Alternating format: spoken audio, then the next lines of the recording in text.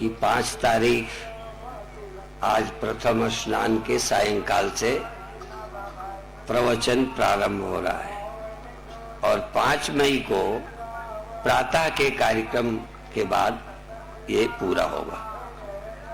जिनको जितना समय है वो सत्संग का लाभ ले सकते हैं। और मेरे जानते मुक्ति के सिवा आपके हाथ में कुछ नहीं है। मुक्ति ही आप प्राप्त कर सकते हैं और आप कुछ कर ही नहीं सकते। और जो कुछ करते भी हैं, मेरे ख्याल में तुम्हारा किया हुआ सब बेकार जाता है। तो इसलिए, और ये जैसे काशी मुक्ति का धाम है, ऐसे ये अवंतिका भी शिव जी की नगरी 12 ज्योतिर्लिंगों में एक ज्योतिर्लिंग है, क्षिप्रा गंगा है। इन 4 जगहों को कुंभ का गौरव प्राप्त हुआ है। प्रयागराज, हरिद्वार, अवंतिका और नासिक। इस इतने बड़े देश में विश्व नाम नहीं लेता, पर भारत में इन 4 स्थानों को कुंभ के उत्सव मनाने का गौरव अवसर प्राप्त हुआ है। और अन्य कुंभों का कोई बरसात में है, कोई ठंडी में है, कोई अब पूरा होने वाला है। हरिद्वार का इस समय ये खूब गर्मी में होता है। और यह कुंभ जिसका पौराणिक या ऐतिहासिक वर्णन है कि भाई यहां अमृत गिरा था। जब समुद्र मंथन हुआ, वो अमृत कलश लेकर भागे इस बात के लिए कि राक्षस चाहते थे हम पी लें। वैसे राक्षस चाहें तब भी पी नहीं पाते, पर फिर भी भय तो लगता ही है कि ये पी न ले। और राक्षस यदि अमृत को प्राप्त हो जाएं तो और बुरी हालत समाज की हो जाए। इसलिए उस अमृत को सुरक्षित पात्र को देने के लिए जब भागे तो सौभाग्य से कुछ जगहों में उसके बूंद पड़ गए और उसमें अवंतिका को भी वह सौभाग्य मिला है। उस अवसर पर यहां आकर उस अमृत बिंदु का, क्योंकि उसके कितने टुकड़े किए जाएं, अमृत अमृत होता है। टुकड़े करने से उसका गुण विभाजित नहीं होता। जैसे सोने के कितने टुकड़े करो तो छोटा टुकड़ा सोना नहीं होता। बोलो, कम सोना होता होगा, प्योर नहीं रहता ना टुकड़ा करने से।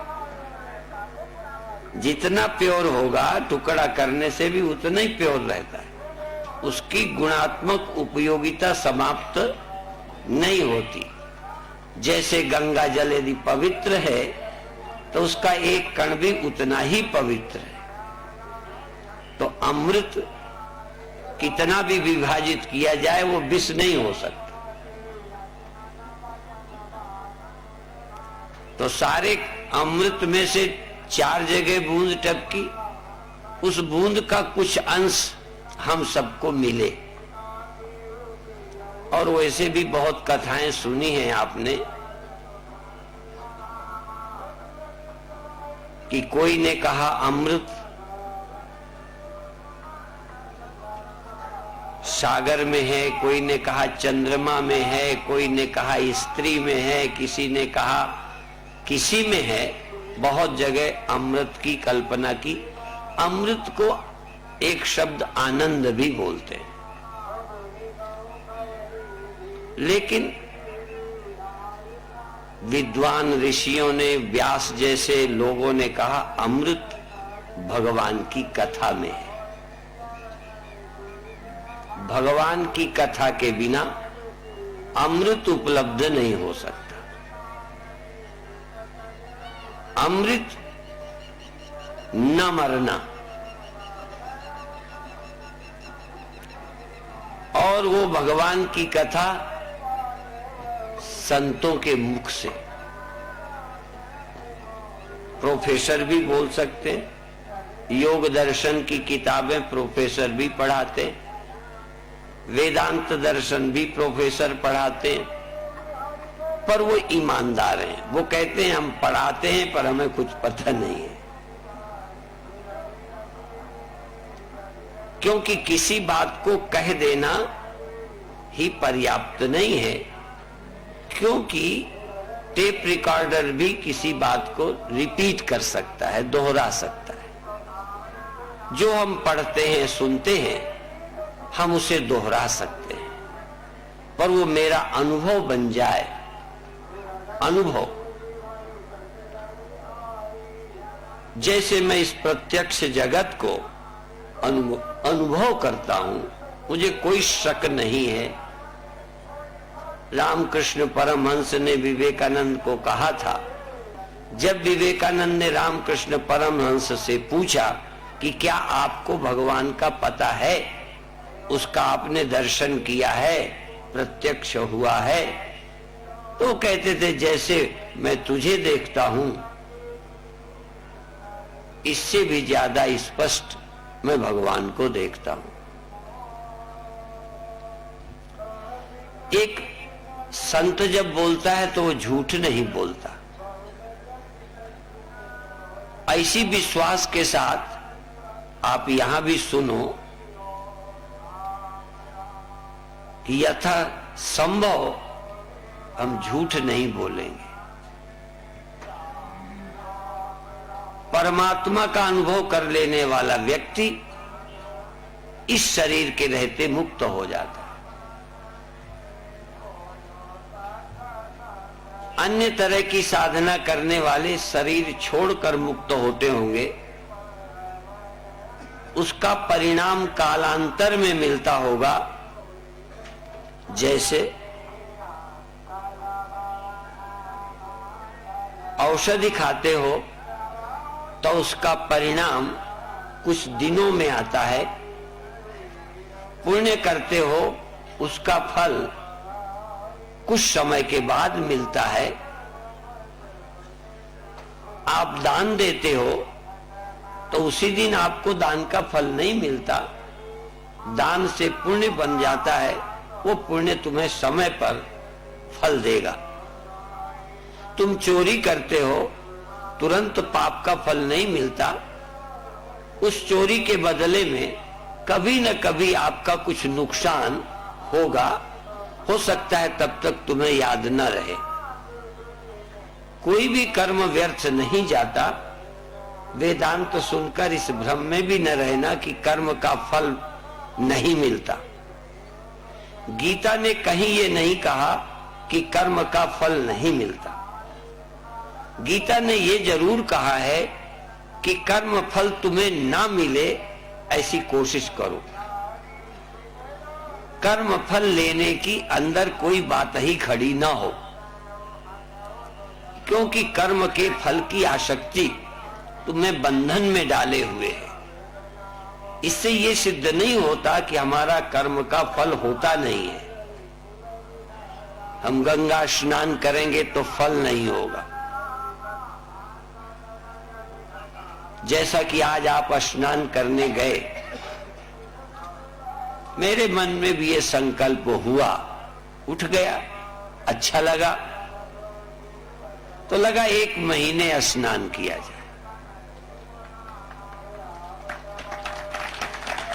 अखाड़े 3 दिन 4 दिन स्नान करेंगे, उस दिन तुम्हें कम अच्छा मौका मिलेगा, तुम्हें पहले पीछे करने का मिलेगा। तो अपन प्रतिदिन जाएं, गंगा स्नान करें, मन में गंगा का स्मरण करते, शिव जी का स्मरण करते, एक संकल्प पूर्वक, एक साधना की दृष्टि से जब इतने दिन यहां रहोगे ही, यहां की गर्मी झेलोगे, असुविधाएं, कितना भी सुविधाएं प्रदान की जाएं, पर जहां जो रहता है वहां सेट हो जाता है। यहां कितना हम सेट करें, आप क्या रहोगे? आप सेट रहोगे, सेट नहीं हो पाओगे। इसलिए कुछ कठिनाइयां रहेंगी, पर यहां कितने आप सेट रहो। हम चाहेंगे कि आप वहां सेट हो जाओ, स्थित प्रज्ञ, आपकी प्रज्ञा उस परमात्मा में ऐसी सेट हो जाए, ऐसी निष्ठा बन जाए कि मौत भी तुमको अपसेट ना कर सके। क्योंकि वो व्यवहारिक दृष्टि से कभी न कभी आएगी।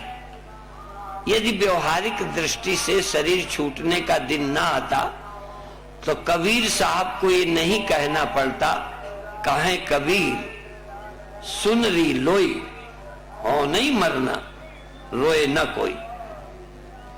जब मरना ही नहीं है तो कोई क्यों रोएगा? पर कबीर साहब जानते हैं कि मैं जानता हूं कि मैं नहीं मरूंगा, पर लोग मुझे मरा देखेंगे।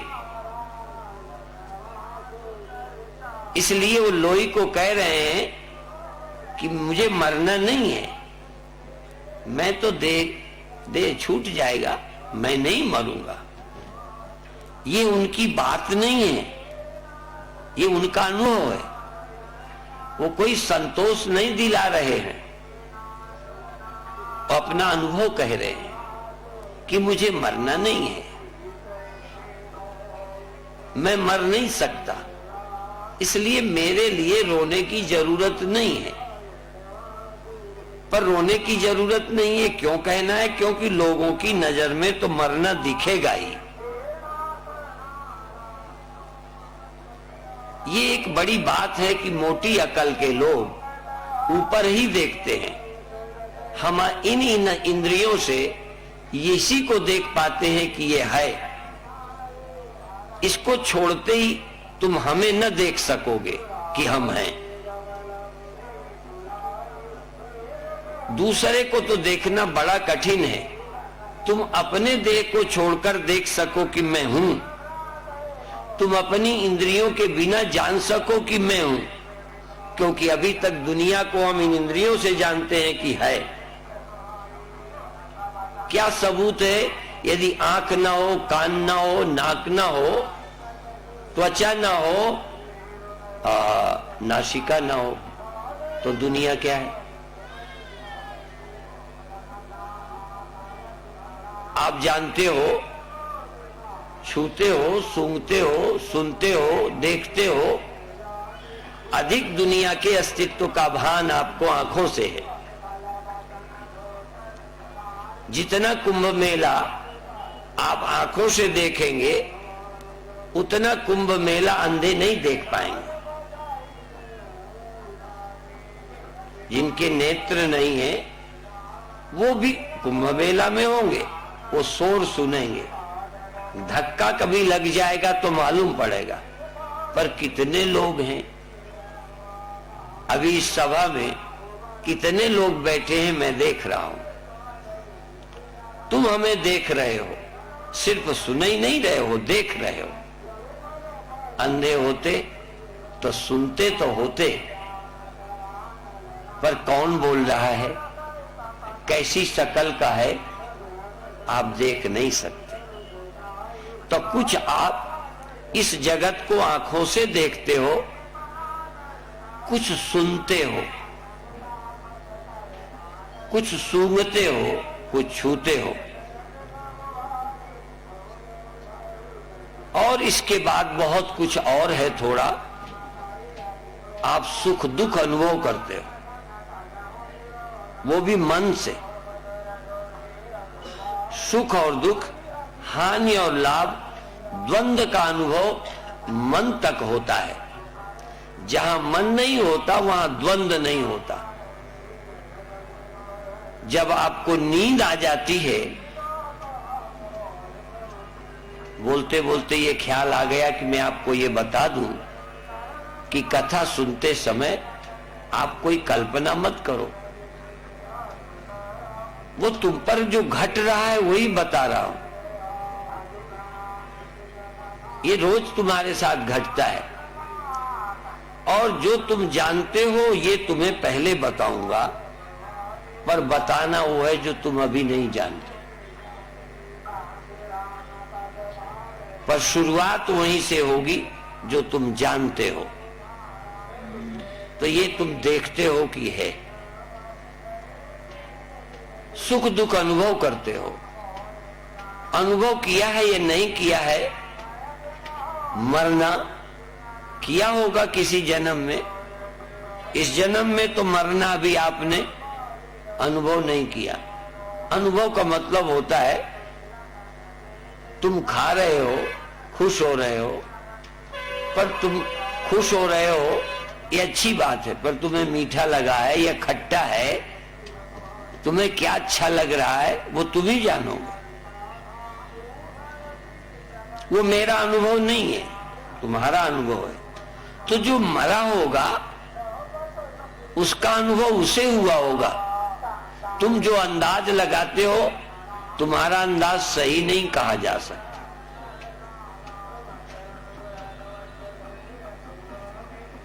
हाँ, ये तुम अनुभव करते हो कि इसका बोलना बंद हो गया, श्वास नहीं चल रही है। बाकी उसका क्या हुआ, कहां गया, ये भी तुम देखते हो ना। बहुत आनंद में गया कि बहुत दुख में गया, वो जी भी रहा है कि नहीं जी रहा है, देह को देख रहे हो। उसका जीना या उसका मरना आप देख ही नहीं सकते, पर जब अपना नंबर आएगा तो शायद देख सको कि मेरी आंखें बंद हो गई हैं, पर मैं जिंदा हूं, अभी मरा नहीं। अनुभव कर सकते हो। मरने वाला हूं ये सोच सकते हो, क्योंकि ये दिमाग में आपके बैठा है। हम मरने वाले हैं ये हमारे दिमाग में है। तो जब कुछ होने लगेगा तो तुम मानोगे कि अब गए। ये आपकी पूर्व धारणा है, पर मृत्यु होने पर तुम कहीं होगे, क्या होगे, कहां गए होगे, हो सकता है तुम्हें पता चलता रहे, नहीं भी पता चले, इसकी पक्की गारंटी नहीं है। क्यों? आपको शरीर छोड़ते ही होश रखने की आदत नहीं है। जहां आपने शरीर को लेटाया, आंख बंद की, अभी भी सो जाते हो।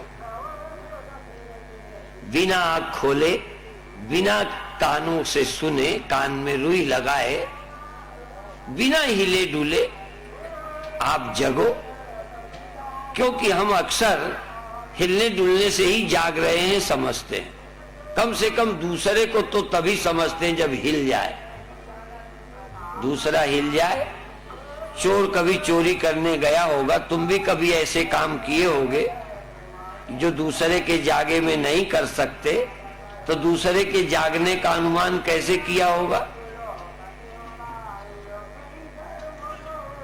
या तो आंख खोल दे, या हिल जाए, करवट ले, तो तुरंत तुम सावधान हो जाओगे कि मामला गड़बड़ है।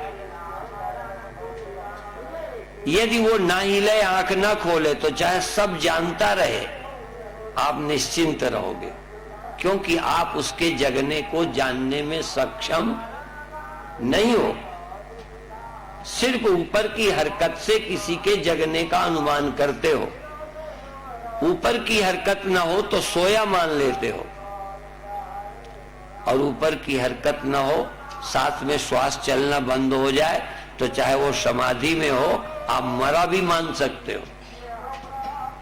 और इसीलिए समाधि लगाने वाले डरते हैं और पूछते हैं, और ऐसा प्रचलन भी है कि यदि हमारी समाधि लग जाए और न जगे तो घर वाले फूंक न देवे,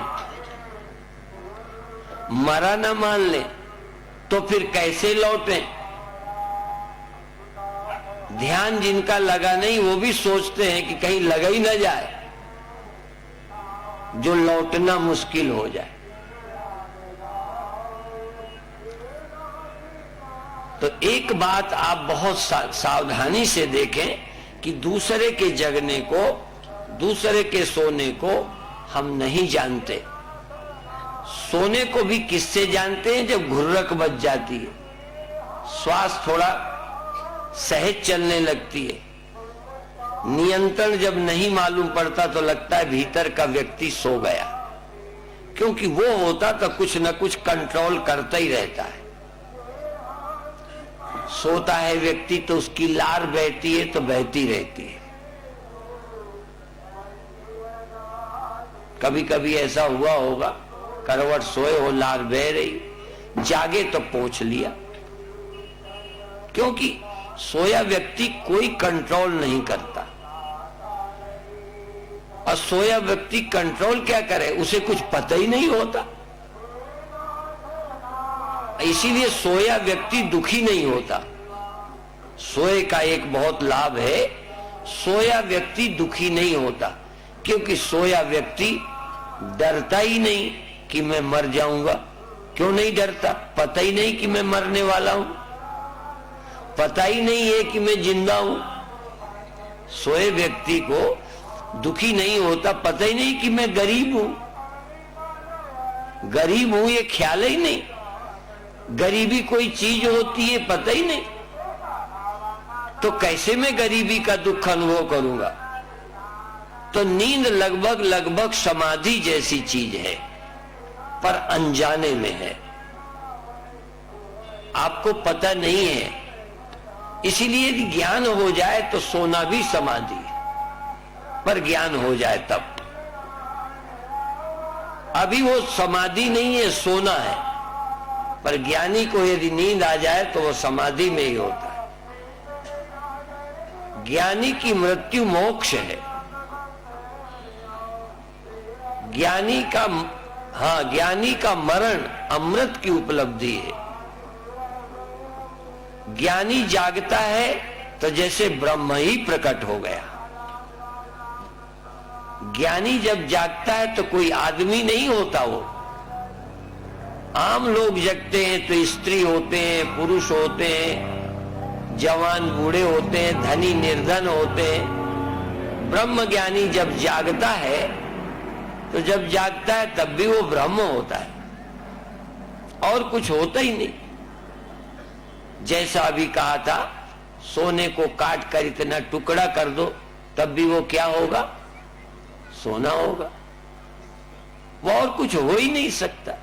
तुम अपनी समझ में गहना बना दो, अपनी समझ में, तो तुमने अपनी समझ में बना दिया।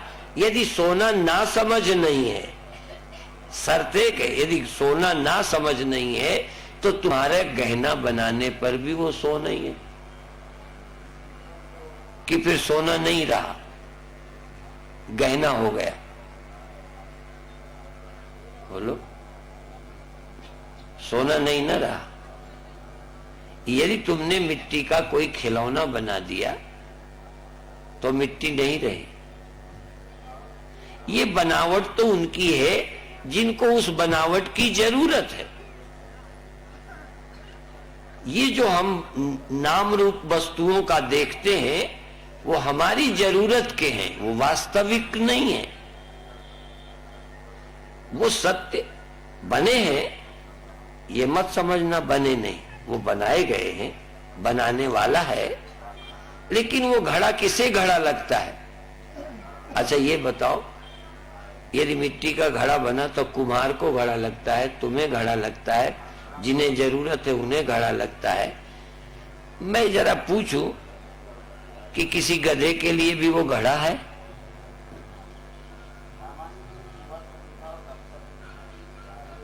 घड़ा तो आपके दिमाग की उपज है।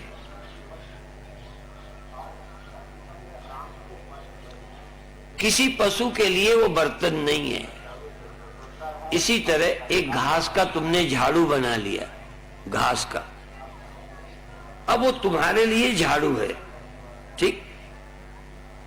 यदि वो झाड़ू घास का है तो एक गाय और भैंस के लिए घास है,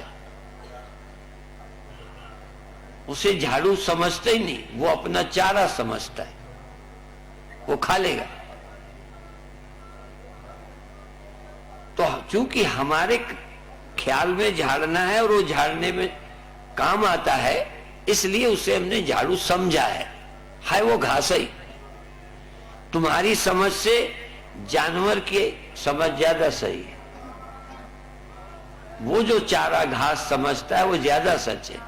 पर घास भी जानवर के लिए है, सांप के लिए वो जो चारा है भोजन है, गाय के लिए है, सांप का भी भोजन है। तो सांप का अकल खराब है, सिर्फ गाय ही समझदार है। तो जो कोई जो कुछ देख रहा है, जरूरी नहीं है कि जो कुछ है वो देख रहा है, अधिकतर हम जो देखना चाहते हैं वही देख रहे हैं। तो बहुत कुछ आज जो तुम देखते हो, जिसको तुम जानना कहते हो, वो हमारा अविद्यात्मक ज्ञान है, व्यवहारिक ज्ञान है, मायिक ज्ञान है, प्राकृतिक ज्ञान है। वो ब्रह्म ज्ञान नहीं है, वो यथार्थ ज्ञान नहीं है, वो आत्मक ज्ञान नहीं है। अभी तुम्हें प्यास लगी, तुम जानोगे, तो प्यास लगना ये बुरा नहीं है, प्यास लगी है, अब वो जानोगे। पर आप कौन हो? क्या सदा शरीर में ही रहते हो? और नहीं जानते तो अब यही जानो, जागृत अवस्था में आप इस देह में रहते हो, इस देह की जरूरतें पूरी करते हो, इसकी प्यास, इसकी भूख, इसका कष्ट हटाते हो, इसकी थकान में आराम करते हो। पर जब तुम इस शरीर में नहीं होते, स्वप्नों में होते हो, तो उसकी जरूरत पूरी करते हो कि इसकी? वो जो स्वप्न में होते हो, यदि स्वप्न में तुम धूप में हो तो धूप से छाया में बैठोगे, और यहां वाला जहां है इसकी व्यवस्था नहीं करोगे, तो उस समय तुम ये हो कि वो हो। अभी हम झूठ और सच की बात नहीं बताते, अभी इतना ही बताते हैं कि जागृत में ये तुम हो, इसकी तुम्हें चिंता है, पर स्वप्न में तुम्हें इसकी चिंता है कि उसकी चिंता? उसमें यदि तुम्हें भूख लगी है तो खाओगे, भूख में कोई भोजन न दे तो उससे दुखी हो जाओगे, जबकि यहां पेट भरे आराम से पड़े और यहां भूखे पड़े हो, और वहां कोई कहता है आप भोजन करो तो कहो तो नहीं, हमारी इच्छा नहीं है। लो, तो जिस समय तुम जिसके साथ जुड़ गए, उसी की जरूरत को तुम अपनी जरूरत समझने लगे। तो जागृत अवस्था में इसकी जरूरत मेरी जरूरत है, इसके आराम मेरे आराम है।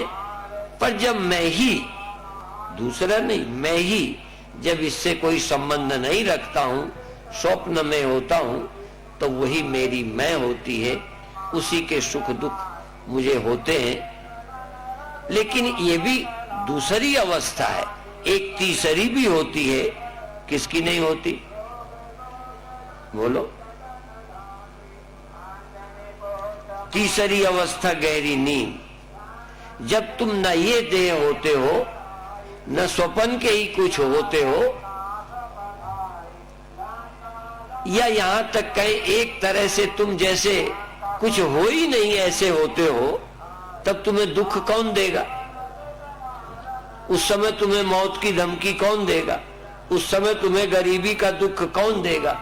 क्योंकि गरीबी के दुख के लिए तुम्हें दिमाग में गरीब होना पड़ेगा। अमीर होने का लाभ अनुभव करने के लिए तुम्हारे पास दिमाग चाहिए। जब तुम सोचो मैं पैसे वाला हो गया हूं, और आप जानते हो ये प्रैक्टिकल करना तो जरा भूत उतर जाएगा, भूत। और जब भूत उतर जाए तब तुम सचमुच अच्छे होगे। जैसे आदमियों को भूत लग जाता है ना, फिर जब तक उतारा न जाए वही हावी रहता है। और तुम्हारे को तो 5 भूत लगे हैं, एक ही नहीं 5। वही हावी है, वही देखे जा रहे हो, वही बोले जा रहे हो, बड़बड़ाए जा रहे हो, हम मर जाएंगे, हम ये हो जाएंगे। तो नींद में, गहरी नींद में तुम कोई इमेजिनेशन, कल्पना नहीं करते हो, कोई थिंकिंग नहीं है, तो तुम गरीब नहीं हो सकते। कब? बोलो। गहरी नींद में, जहां तुम सोचना ही खो गया तो अमीर कैसे होगे? किसी में रंग लगाना है तो कपड़ा तो चाहिए, यदि कपड़ा ही ना हो तो रंगोगे किसे? जिस बुद्धि में दुनिया की मान्यताएं समानी है वो बुद्धि ही सोई हुई है। कोई चीज दिमाग में डालना हो तो दिमाग तो हो तभी डालोगे। और जो लोग धनी तो धन के कारण होते ही हैं, ये भी बता दूं, तुम धोखे में न रहना। धनी तो धन के कारण होते ही हैं, निर्धन भी धन के ही कारण होते हैं। सिर्फ फर्क है प्लस और माइनस का।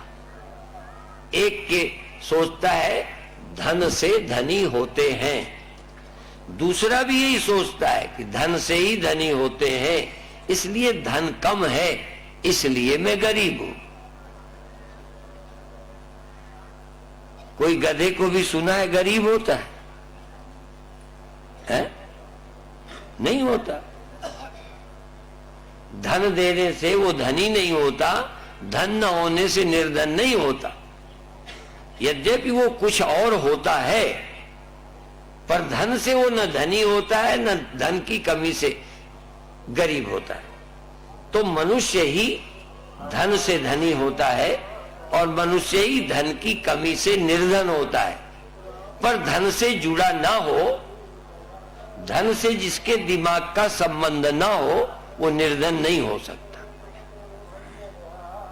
शरीर से संबंध होता है तो हम पुरुष होते हैं। शरीर से ही संबंध के कारण कोई स्त्री होती है। जितनी देर शरीर का संबंध ना हो, यहां तक शरीर का ख्याल दिमाग में पकड़ा है, इसलिए स्वप्न में भी वही होते हैं। पर जहां स्वप्न नहीं होता वहां हम कोई पुरुष और स्त्री नहीं होते। और इसीलिए गहरी नींद में हमें काम नहीं होता। और गहरी नींद में हम सांप को नहीं डरते, स्वप्न में डरते हैं, जागृत में डरते हैं। जागृत में हम देह हैं और देह को न रहने के खतरे हैं। खराब नहीं है, हम बेवकूफ नहीं हैं, हम देह हैं। इससे सांप से इसे खतरा है, दुष्टों से खतरा है, डर है। पर यदि ये हमारे साथ ना हो, जरा ख्याल करो, यदि शरीर छोड़कर मान लो तुम हो, एक साधक को हमने ध्यान कराया तो ध्यान में उसका शरीर छूट गया, ध्यान में शरीर से अलग हो गया, तो थोड़ा तो रोया, थोड़ी देर के बाद बहुत हंसा कि अब तो मुझे कोई छू नहीं सकता, पकड़ नहीं सकता, ढूंढ नहीं सकता, मेरा कुछ भी कोई बिगाड़ नहीं सकता। सब बिगाड़ सकते हैं चूंकि शरीर हो। तुम शरीर छोड़ दो और कोई तुम्हें मार के दिखाए, और तुम शरीर छोड़ दो तुमको कोई जला के दिखाए। गरम गरम करना हो तो कहां छुआएंगे?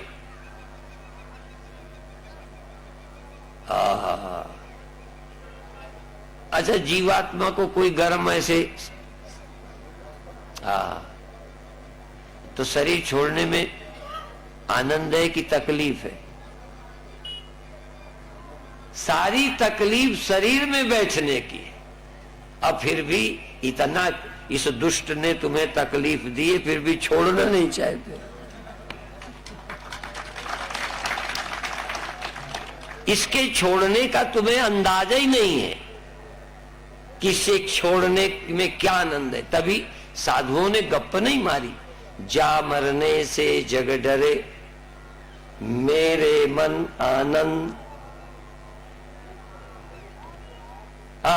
मरना माने जा मरने से जग डरे मेरे मन आनंद, अर्थात जिस शरीर छोड़ने से दुनिया के लोग डरते हैं। आप डरते हो कि नहीं? डरते। झूठ नहीं बोलना तो ज्ञान हो जाएगा। और तुमने पहले कह दिया नहीं डरते तो ज्ञान व्यान नहीं होगा। डरते हो तो कहो डरते हैं, उसमें क्या बात है। तो जिस मरने से डरते हैं, संत कहते हैं ज्ञानी मेरे मन आनंद, क्योंकि मरने से ही पाइए पूर्ण परमानंद। कुछ तो ज्ञान से मिलेगा, जो बचा खुचा है मरने से मिल जाए। ज्ञान से मिलेगा, पर तब ज्ञान से भी थोड़ा दर्द, थोड़ी भूख, थोड़ा पड़ोसी का दुर्व्यवहार, कितना ज्ञान हो थोड़ा बहुत चुभता ही है। इसीलिए जिनको नहीं चुभता, भगवान बुद्ध, भगवान महावीर, क्यों? उनको देखा किसी ने, तुम नहीं थे उस समय, नहीं देखते भगवान बुद्ध को कि जैसे इनको कोई दुख ही नहीं, जैसे इनका कोई अपमान ही नहीं होता, जैसे इन्हें कोई चिंता ही नहीं है, जैसे इनका कोई शत्रु ही नहीं है, अजात शत्रु। ब्रह्मज्ञानी आत्मज्ञानी अजात शत्रु होता है। ब्रह्मज्ञानी का कोई शत्रु ही नहीं होता। सारे अज्ञानी शरीराभिमानियों के शत्रु होते हैं। तुम्हें मारने वाला शत्रु तुम आदमी हो इसलिए मरोगे। शरीर छोड़ दो, फिर तुम काल को ललकारो, मार दे मुझे, काट दे मुझे, जला दे मुझे, पर अनुभव नहीं। तो शरीर छोड़ने का अनुभव नहीं है तो ध्यान करो। थोड़ी देर को छोड़ के बाहर मत जाना। स्वप्नों में भी कुछ तुम इसे छोड़कर कहीं चले जाते हो क्या? स्वप्न देखने वाला इस शरीर के बाहर होता है? नहीं, इसी शरीर में होते हुए इस शरीर में नहीं होता, इसी में होता है, पर इससे कोई मतलब नहीं होता, स्वप्नों से मतलब होता है।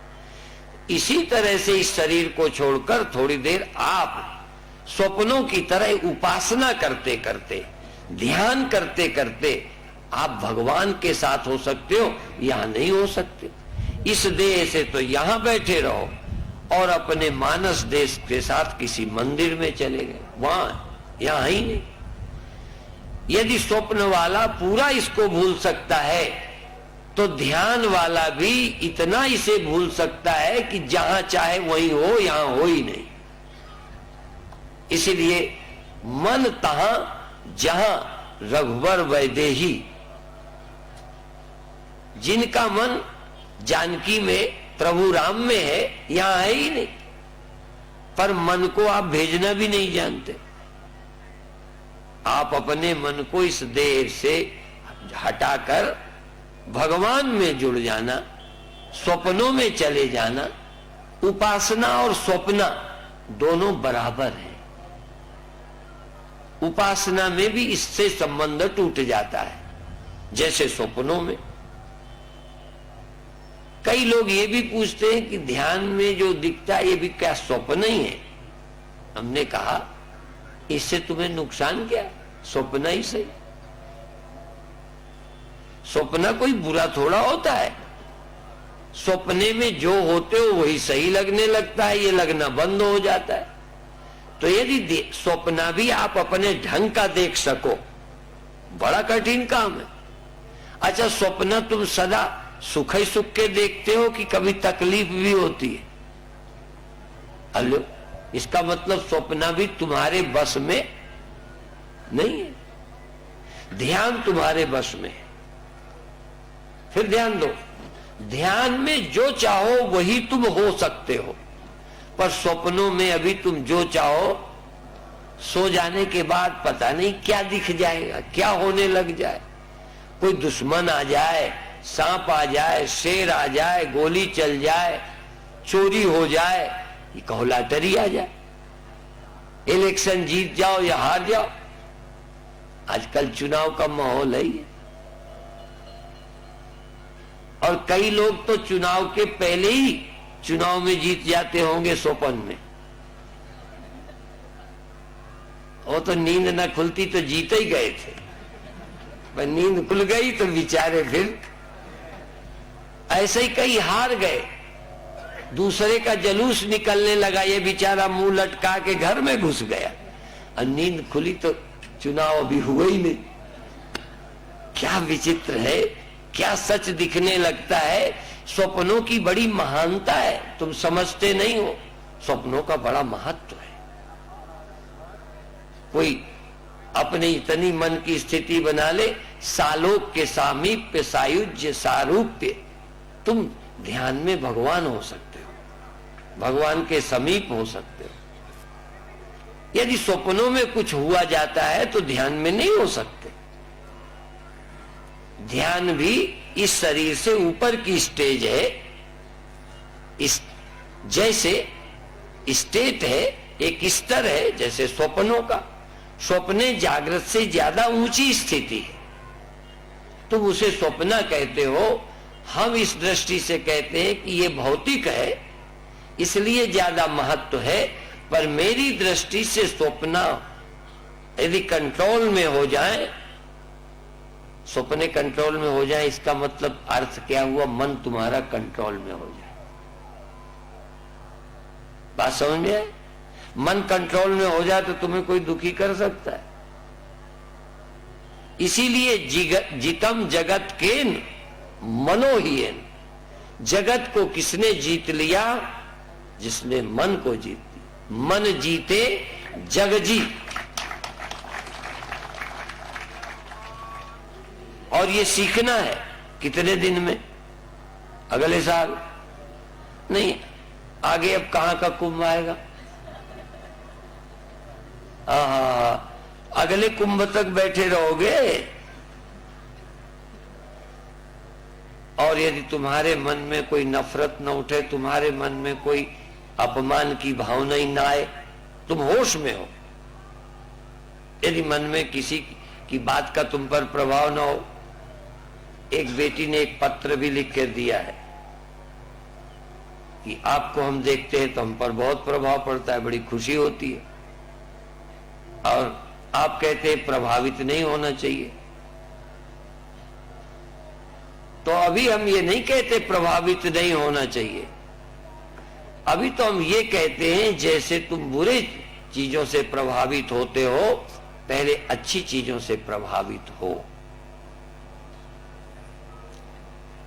फिर प्रभाव से परे जाओ। क्योंकि ब्रह्मज्ञानी सदा निर्लेप, वो फिर किसी स्वप्न से, देखो उपासना है प्रभावित होना, स्वप्न भी है प्रभावित होना, वासना से भी हम प्रभावित होते हैं। वासना ना हो तो हम किसी से प्रभावित नहीं होंगे। अच्छा देखो, मान देने वाले तुम्हें अच्छे लगते हैं कि बुरे? बोलो, सही बता दो। अच्छे लगते हैं, बस सच भर बोलोगे तो ज्ञान कराना मेरा काम है,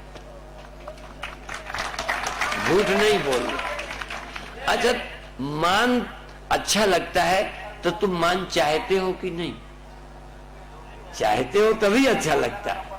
यदि मान की चाह छोड़ दो तो मान देने वाले जो तुम्हें बेवकूफ बनाते हैं, तुम बेवकूफ नहीं बनोगे। तुमको मान दे के भी तुमको बेवकूफ बनाया जाता है। तुमसे काम कराना हो, तुमसे रुपया ऐंठना हो, अच्छा हम तुमको डांटे अपमानित करें तो तुम हमको कितना दान दोगे? झूठ नहीं बोलो। और यहीं से ठहराने में चलो कहां से आ गए, फिर तुम कितना दान दे के जाओगे? आइए बैठिए। फिर तो तुरंत निकाल के। तो ये क्या है? आपके मन की कमजोरी। मनोवैज्ञानिक आदमी, उपनिषद में एक जगह आया है मांडूक्य में कि जो इस दूसरी अवस्था को, तेजस को, अर्थात स्वप्नों के रहस्य को जान जाता है, वो आदमियों को मोड़ने में सक्षम होता है। अर्थात सबसे बड़ा साइकोलॉजिस्ट हो जाता है जो स्वप्नों के स्तर तक अपने को पहुंचा लेता है। जागृत अवस्था तक पहुंचा ज्ञानी, स्वप्नावस्था तक पहुंचा ज्ञानी, सुषुप्ति तक पहुंचा ज्ञानी। सुषुप्ति तक पहुंचा तो वो एक तरह का ईश्वर हो जाता है। ज्ञानी शर्त है, नहीं स्वप्नों में तो रोज जाते हो।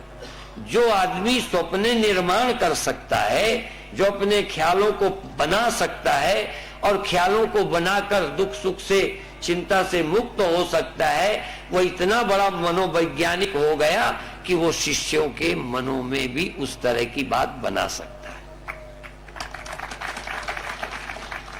और जो आदमी मन को और इंद्रियों को, सारे संसार को, जैसे नींद में लय हो गए थे ना, गहरी नींद में कुछ था। जो आदमी जागृत अवस्था में ज्ञानवान अपने मन और इंद्रियों को लय करके केवल चैतन्य समाधि में जा सकता है, वो आदमी एक तरह का ईश्वर हो गया। सबको अपने में लीन कर लेता है, जैसे मकड़ी जाला निकाल देती है और फिर समेट लेती है, जैसे कछुआ इंद्रियों को बाहर करता है फिर समेट लेता है। जो योगी अपने मन को बाहर करके जब चाहे वो अपने अंदर लीन कर सकता है, उसे कौन दुख दे सकता है? वो जब चाहे बाहर आ जाए, जब चाहे फिर भीतर निगल जाए इंद्रियों को। इसीलिए गोस्वामी जी एक जगह लिखते हैं, सब प्रपंच निज उदर मेली सोवे निद्रा तज योगी। योगी बिना नींद के सो जाता है। सोने में क्या होता है? न मन होता है, न इंद्रियां, न तन ही रहा, न मन ही रहा, बाजीगर वाला खेल खत्म हो गया। हाँ, पर ये अभी सुनते हो, कीर्तन लोग गाते हैं, प्रैक्टिकल नहीं करते। कई जवानी जमा खर्च। तो अपने गुरु जी की महिमा कहां लग कहूं, मेरे दुई वाला दाग खत्म हो गया, दूसरा ही खो गया। जैसे नींद में दूसरा नहीं रहता, ऐसे ही जो योगी ज्ञानी उस प्राज्ञ को प्राप्त कर लेता है होश पूर्वक, जहां मन और इंद्रियां निष्क्रिय बेकार हो गई। जो जागृत में अपने मन को और इंद्रियों को नींद में जैसे नेचर से, प्रकृति से, स्वभाव से तुम नींद में गए सब चला गया, ऐसे ही जो प्रैक्टिकल होश में कर सकता है वो योगी एक तरह से सृष्टि के को नाप लिया। उसने सृष्टि को नाप लिया। जैसे 3 पांव में किसने नाप लिया था? वामन ने। हो गए तुम विष्णु। हाँ, हो गए वामन। चाहे जिसको बेवकूफ बना लो, दिखाई देने में एक साधारण वामन और नापे तो सब नाप डाला। ऐसे ही ध्यान की वो चेतना वामन 33 स्त्रियों को नींद में जैसे नेचर से, प्रकृति से, स्वभाव से तुम नींद में गए सब चला गया, ऐसे ही जो प्रैक्टिकल होश में कर सकता है वो योगी एक तरह से सृष्टि के को नाप लिया। उसने सृष्टि को नाप लिया। जैसे 3 पांव में किसने नाप लिया था? वामन ने। हो गए तुम विष्णु। हाँ, हो गए वामन। चाहे जिसको बेवकूफ बना लो, दिखाई देने में एक साधारण वामन और नापे तो सब नाप डाला। ऐसे ही ध्यान की वो चेतना बामन त्यतिष्ठत दशांगुलम, वो क्षणिक चैतन्यता का अनुभव जहां मन खो जाता है, जहां इंद्रियां लय हो जाती हैं और तुम अवेयर होते हो, जागे होते हो, ऐसे ज्ञान को उपलब्ध व्यक्ति सारी सृष्टि को नाप चुका। तो आप अपने मन और इंद्रियों को चेतना में लय कर दो, चेतना में। तो जो अब देखो, जागृत में रोज आते हो, स्वप्न में रोज जाते हो, पर हम तुमको सब स्वप्नों में ले जाएं तो जल्दी नहीं जाओगे। हम कहेंगे भगवान देखो, होश में सो जाने में भगवान देख लिया, अब शैतान देख लिया, शेर देख लिया, अब मन की पत्नी देख ली, प्रेमिका दिख गई, नहीं और क्या है। जवानों को जो जो स्वप्न देखता है वो कोई बता सकते हैं क्या? अब ध्यान में क्या देखो? भगवान देखो, मंदिर देखो, गुरु का दर्शन करो, प्रकाश देखो, नाद सुनो, कुंडलनी जगाओ, शून्य में चले जाओ, देखो। और ऐसे ही देखो जैसे स्वप्न देखा था, ऐसे ही होश में देखो जो देखना चाहो। और यदि इसमें सक्षम हो गए तो जागृत पर आपकी विजय हो गई। जागृत कुछ बना रहे, मैं वहां हूं जो मैं चाहता हूं, मैं वहां रहने लगा जहां मैं चाहता हूं। एक कुम्हार था, कुम्हार गरीब था, वो सो जाता था, फिर सो जाए। पत्नी बार बार कहे, जब देखो सो ही रहते हो, जब देखो सो ही रहते हो, तुम जगते क्यों नहीं हो? वैसे ही गरीब हैं, जो थोड़ी बहुत कसर है वो भी चौपट हुए जा रहे हैं, तो बताए ना। जब बहुत मजबूर किया तो एक दिन कहे, क्या करूं, जगता हूं तो कुम्हार हो जाता हूं और गरीब हो जाता हूं, जब मैं सोता हूं स्वप्न में राजा बन जाता हूं और मेरे क्या ठाठ बाट होते हैं, इसलिए मैं चाहता हूं मैं स्वप्नों में ही बना रहूं। पर उन स्वप्नों में वो नहीं रह पाएगा, नींद खुलते यहां आ जाता है। तुम नींद खुलने पर भी तुम अपने स्वप्नों में रह सकते हो, अपने स्वप्नों में। और आपको अपने स्वप्ने कभी स्वप्ने लगेंगे ही नहीं। स्वप्नों की ये विशेषता है। जिसको ध्यान में भगवान दिख रहे हैं वो मानेगा मुझे स्वप्न हो रहा है, रोशनी हो रही, कुंडलनी जग गई, नाद सुनाई देता है, चक्रों में ऐसे ऐसे कुछ होता है, कोई ऐसे ऐसे होता है। कोई कहते स्वामी जी देखो मेरी खोपड़ी थोड़ी उठ गई है। मैंने कहा हाँ उठ गई है, कोई बात नहीं, हाँ ये देखो उठ गई है, ऐसे कहते हैं, ऐसे टटोल के बताते हैं। मैंने कहा अच्छा है, अब धीरे धीरे और उठ जाएगी। वैसे ही लगने लगता है, स्वप्न साकार लगता है। उपासना से आपकी अनुभूति साकार हो जाती है, भगवान, प्रकाश, नाद। इसलिए बादल गरजते हैं, घंटों की आवाज आती है और सुन सुन करके व्यक्ति मस्त हो जाता है। और जो इतनी मस्ती अंदर खुद निर्माण कर सकता है, अनुभव कर सकता है, उसके लिए जगत बेमानी हो गया। अभी उपासना है, अभी समाधि नहीं, अभी अद्वैत नहीं, अभी द्वैत है। इसीलिए उपासना, उपासना से वासना कमजोर हो जाती है, जगत का प्रभाव कम हो जाता है। इसलिए जो भक्त सारे संसार में ज्यादातर उपासना तक ही गुरु पहुंचा रहे हैं, बुरा नहीं मानना। जितने यहां पंडाल हैं ज्यादातर उपासना तक, और जो ज्ञान की बात करते भी हैं वो बातें ही करते हैं, पहुंचाने की अकल उनके पास नहीं है। ये दोनों बातें, क्योंकि ज्ञान सिर्फ बिना उपासना के स्तर को पार किए, जैसे स्वप्नों के आगे गए बिना नींद गहरी नहीं हो सकती, ऐसे ही इन कल्पनाओं के जाल के पार गए बिना प्योर कॉन्शियसनेस, शुद्ध चैतन्यता की प्राप्ति नहीं हो सकती। जिसको कहते चिदानंद, चिदानंद क्या, शिवोहम शिवोहम, शिवा केवलोहम, शिवा केवलम हो, मैं केवल शिव हूं, चैतन्य हूं, शरीरों हम नहीं, इंद्रियों हम नहीं। क्या एक सेकंड भी जो ये चिल्लाते हैं, ये बताएं क्या एक सेकंड भी केवल चैतन्य थे? एक सेकंड। जैसे गहना, कुछ सेकंडों के लिए गहना ना बचाओ, सिर्फ सोना बचाओ। जैसे कुछ क्षणों के लिए लहर और बुलबुले खो गए हो, केवल जल बचाओ। जैसे कुछ देर सपने होते हैं, कुछ देर जागृत होता है, तो कुछ देर नींद हुई है कि नहीं? ऐसे ही कुछ क्षण क्या ऐसा हुआ जहां नींद भी ना हो, स्वप्न भी ना हो, अर्थात उपासना भी ना हो।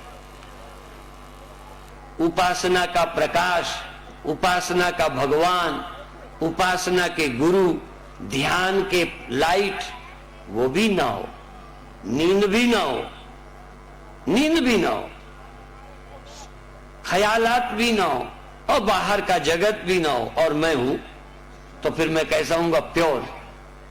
जिस मैं में न स्वप्न है, जिस मैं में न सुषुप्ति है, जिस मैं में न संसार है, वो शुद्ध आत्मा, प्योर आत्मा। शिवा केवलो हम निर्मल माया, न वहां मैल है न माया है, केवल मैं शुद्ध हूं। एक बार उस सत्य को उपलब्ध हो जाए व्यक्ति, एक बार तुम्हें पा जाऊं मैं, बार बार नहीं, एक बार पाओ तो बार बार आप पा ही लोगे। एक बार पी लिया ना तो ठेके जाओगे। एक बार गंदी आदत पड़ेगी, दोहराओगे। जब बुराई जिससे हानि है उसका चस्का लग जाए तो छोड़ना मुश्किल है, तो जिसमें कोई हानि ही नहीं है उस सत्य को पाकर बार बार नहीं उसका स्मरण करोगे। मैं तुम्हें कहूंगा तब याद करोगे। इसलिए एक बार इसको अनुभव करने के लिए हम प्रेरणा देंगे, फिर इसके बाद तो तुम खुद ही चलोगे। ये पिलाने वाले यहां कैंपों में भी वो चलेगा। हाँ, एक दो बार संगति में आप पी लो, फिर तो तुम खुद हमको भी पिलाओगे, खुद भी पियोगे। नहीं समझ में आया? इसलिए एक बार का मामला है, तो उस सत्य को जानने के लिए जहां मैं हूं और मुझे जानने वाला भी कोई और ना हो, मैं हूं मुझको जानने वाला भी कोई और ना हो, मैं ही हूं, मैं ही जानता हूं। मैं हूं, तुम मुझे देखते हो, वो भगवान है, मैं उन्हें देखता हूं। ये स्वप्न है, ये उपासना है। मैं जिस भगवान को देखता हूं वो है तो बहुत अच्छा, उपासना है, लेकिन जिसे मैं देखता हूं वहां दो हैं। इसलिए अभी एक लाइन बोली थी, मैं अपने गुरु की महिमा कहां तक कहूं, मेरा दुई वाला दाग, ये दूसरा ही खो गया कि वो दिख रहे मैं देख रहा, ये प्रकाश है मैं दृष्टा हूं, ये शून्य है मैं साक्षी हूं। किसका साक्षी, किसका दृष्टा, किसको पाता है? लेकिन यह है समाधि की बात, यह है परम ज्ञान की बात। तो उसके पहले उपासना, जो उपासना नहीं करेंगे वो जगत से ही ऊपर नहीं जाएंगे। बिना स्वप्नों के इस जगत के भी ऊपर नहीं जाते हो। स्वप्न तुमको यहां से ऊपर ले गया। इसलिए जगत से, विश्व से तेजस श्रेष्ठ है, जागृत से स्वप्नावस्था श्रेष्ठ है, और स्वप्नावस्था से सुषुप्ति श्रेष्ठ है, सुषुप्ति। लेकिन जागृत अवस्था में प्रयत्न करते हुए जागृत से मुक्त होना, फिर उपासना में जाना, उपासना से मुक्त होना, नींद में न जाकर नींद रहित होना।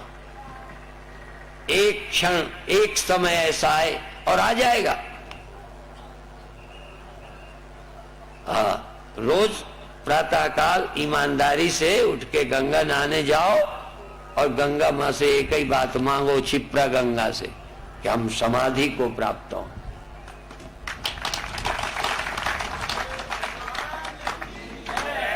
ये विराट भी तुम्हारी वासना का विस्तार है और तुम्हें मदद भी करता है, तुम्हें इच्छा है तो फंसाए भी रखता है।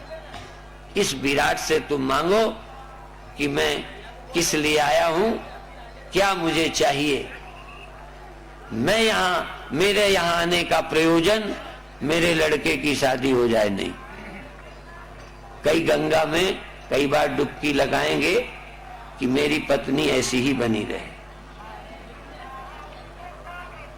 कई मेरे पति ऐसे ही बने रहे, मेरी दुकान ऐसे ही चलती रहे। अरे ये तो घर ही में मांग लेते, इतनी मेहनत करके यहां काहे को आए हो। यदि आप चाहते हो तो समाधि को प्राप्त करो, आत्मा को उपलब्ध हो, जीवन को धन्य बनाओ। और ये असंभव नहीं है, एक बात ध्यान रखो, असंभव नहीं है। क्या है, जागे तो हुई, अभी आंख लिए हो, थोड़ा छोड़ो आंख, बिना आंख के आप हो, इसमें कोई कठिनाई नहीं। एक मिट्टी घड़ा बनी हुई है, गीली मिट्टी का एक सकोरा छोटा बनाया, उससे कहो तू बिना सकोरे की हो जा, तो बिना सकोरे की कैसे हो जाऊंगी, सकोरा मिटाओ तो रहेगी कि नहीं कि मर जाएगी। अनुभव करो कि सकोरा मिटा दिया, रूप मिटा दिया तो अस्तित्व तो नहीं मिटा। यदि आंख नहीं तो चेतन नहीं हूं मैं। मान लो आंख बंद कर लो तो जड़ हो गए क्या, आंख खो गई तो चेतनता तो नहीं खोई, कान खो गए तो अंदर का चैतन्य तो नहीं खो गया। यदि अमन हो गया, मन न रहा, तो क्या आत्मा खो गई। नींद नहीं है, मन नहीं है, कल्पना नहीं है, निर्विचार हो गया, निर्विकल्प हो गया, वृत्तियों का निरोध कर लिया, तो क्या मैं नहीं हूं।